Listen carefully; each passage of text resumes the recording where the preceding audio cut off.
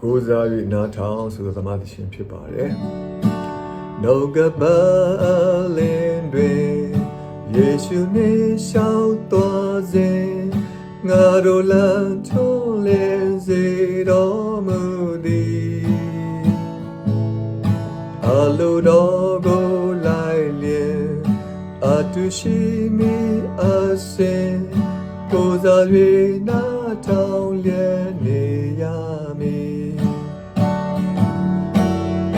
ကိုးစားနားထောင်ချတော်လမ်းရှာမတွေယေရှု၌ချမ်းသာရအောင်ကိုးစားနားထောင်ရလေငါတို့ဤလေတော်ဘုံ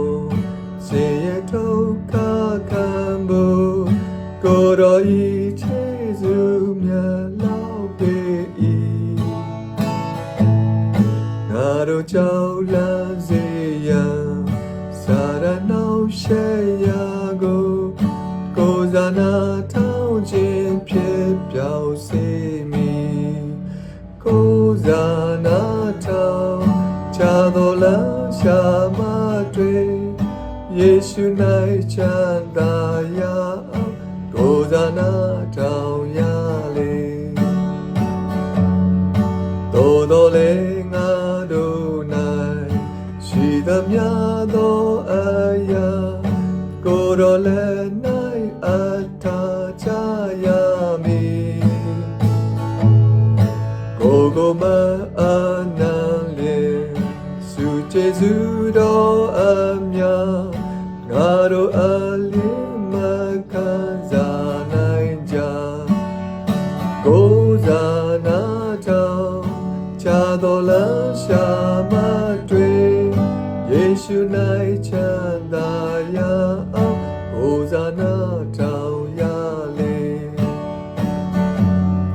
ငါတို့သည်ယေရှုနဲ့